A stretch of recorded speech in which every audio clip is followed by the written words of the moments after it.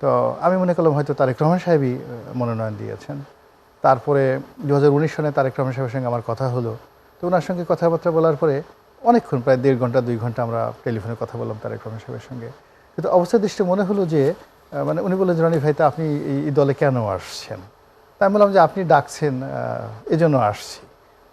তখন আমার কাছে মনে হলো যে, তাহলে আমার মনোনয়ন যদি উনি দিতেন তাহলে তো এই প্রশ্ন করতেন না। এই প্রশ্ন উনি করতেন না। প্রথমত হলো যে, ওনার সঙ্গে আমার কখনো সামনাসামনি কথা হয়নি, কখনো কথা হয়নি।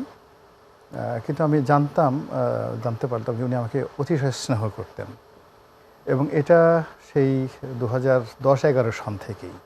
ওনার যারা ঘনিষ্ঠজন ছিলেন অনেকের কাছে বলতেন, মানে স্বামীদের মধ্যে যারা সিনিয়র ছিলেন মেয়েরা, ওরা আমার খুব ঘনিষ্ঠ বন্ধু ছিল, পাপিয়া যারা আছে। তো তাদের সাথে আলাপ করতেন যে, রনি ছেলেটা আছে, ওকে আমার খুব পছন্দ হয়, ওকে একদিন নিয়ে এসো, এরকম কথাবার্তা হতো। তা আমি আসলে যেহেতু আওয়ামী লীগ করতাম, আওয়ামী লীগের এমপি, আমার সাহস হতো না তার কাছে যাওয়ার জন্য।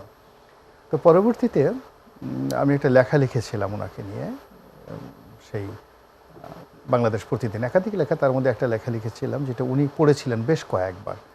স্বপ্নলোকের কল্পযুগে বেগম জিয়া রাজনীতি। যখন বেগম জিয়াকে নিয়ে শাসক দলের পক্ষ থেকে খুব নেতিবাচক কথা হচ্ছিল, মানে খুব অসম্মানজনক কথাবার্তা হচ্ছিল, তখন আমি আওয়ামী লীগের এমপি, তারপরে আমার কাছে মনে হয়েছে যে এই ধরনের কথাবার্তা বলা উচিত নয়। ফলে তার যে একটা পোর্ট্রেট তৈরি করে, একটা কাল্পনিক একটা দৃশ্য, যে বেগম জিয়ার সঙ্গে আমার একটা দেখা হয়েছে, কথা হয়েছে, এটা নিয়ে আমি একটা লেখা লিখেছিলাম সাহিত্যের ভাষায়। তো ওটা ওই সময়টাতে খুব তোলপাড় তৈরি করেছিল আওয়ামী লীগের মধ্যে, যে ভীষণ রকম আলোচিত, এবং বাংলাদেশ প্রতিদিন পত্রিকায় ছাপা হয়েছিল ওটা। কোটি কোটি মানুষ ওইটা, মানে আওয়ামী লীগের যে বিএনপির যারা লোকজন আছে তারা লক্ষ লক্ষ কপি ওইটা মানে ফটোকপি করে, মানে নিজেরা বলেছে না, এরকম একটা লেখা হয়েছে, ইট ওয়াজ এ মাস্টারপিস। তারপরে ওই লেখাটা বেগম জিয়া কয়েকবার পড়েছিলেন। পড়ার পরে উনি পাপিকে বললেন যে, রনি এভাবে একটা লেখা লিখছে, খুব ভালো লেখে। তো ওনার তখন পিএস ছিলেন শিমুল বিশ্বাস সাহেব। তো উনি আমাকে টেলিফোন করলেন যে, ম্যাডাম খুব খুশি হয়েছেন, ইত্যাদি ইত্যাদি ঘটনা। যাই হোক, এরপরে যখন ঢাকা সিটি কর্পোরেশন নির্বাচন হলো, ঢাকা সিটি কর্পোরেশন নির্বাচন হলে আমিও দাঁড়ালাম স্বতন্ত্র। তো উনি একদিন আমাকে ফোনে কথা বলতে চাইলেন, তো শিমুল বিশ্বাস সাহেবের সাথে। তো আমি বললাম যে, আমি ভয় পেয়ে গেলাম, যে তখন তো আসলে শেখ হাসিনা ছিলেন, যে ওনার সঙ্গে আমার যোগাযোগ আছে, আমি স্বতন্ত্র, আমি তখন আওয়ামী লীগের কিন্তু স্বতন্ত্র দাঁড়াইছি ঢাকা সিটি কর্পোরেশনে। তো কোনো কারণে যদি ফোনটা লিক হয়ে যায়, তাহলে আমার উপর যে নির্যাতন আসবে, এটা আমি করতে পারবো না। তো আমি আসলে শিমুল বিশ্বাসকে বললাম যে, শিমুল বিশ্বাস না, এখানে মীর হেলাল, শিমুল বিশ্বাস, এবং আরেকজন ছিলেন ব্যারিস্টার সাইফুর রহমান। তা সাইফুর রহমানের সাথে যেহেতু আমার সম্পর্ক ভালো, তো সাইফুর আমাকে ফোন দিয়েছে যে, আমি ম্যাডামের সামনে, ম্যাডাম এটা আপনার সাথে কথা বলবেন। তো বলে যে, আমি বললাম যে, ম্যাডাম কী ব্যাপারে কথা বলতে চান? তো বলে, এই ব্যাপারে। আমি বললাম, ঠিক আছে, দ্যাট উইল বি ডান। হ্যাঁ, উনি একটা বিষয় চেয়েছিলেন, বলে আচ্ছা, সেটাই হবে, কিন্তু কথা বলার দরকার নেই।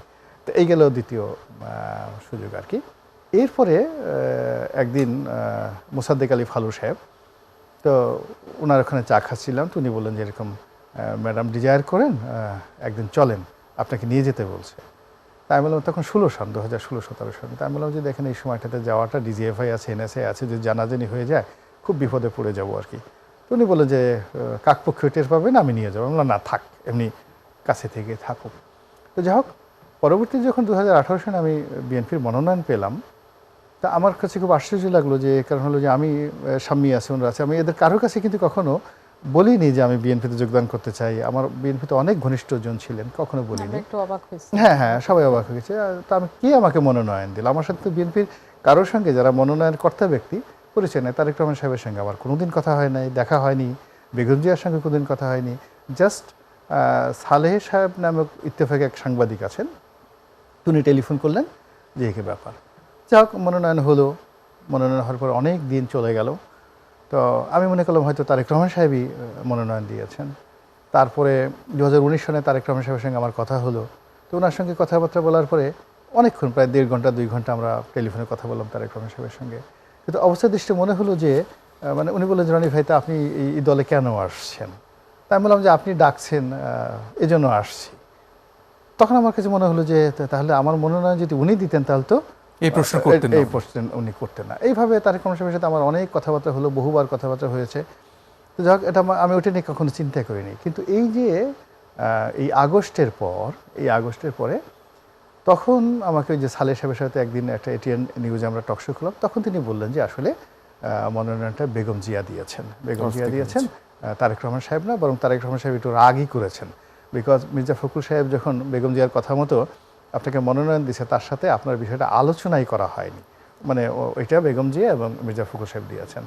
তখন আমি মানে আমার কাছে তখন মনে হলো যে বোঝা গেল যে বিষয়টা আসলে এইটা কি। এবং এই যে যখন আমি ঘটনা জানলাম, আমার তখন খুব লোভ হচ্ছিল যে আমি ওনার সামনে একটু দেখা করে আসি। কিন্তু এই যে গত সেই শেখ হাসিনার পতনের পর তিনি এত অসুস্থ, আমার কাছে মনে হয়েছে যে এই সময়টাতে যাওয়াটা আসলে তার প্রতি এটা সঠিক সঠিক হবে।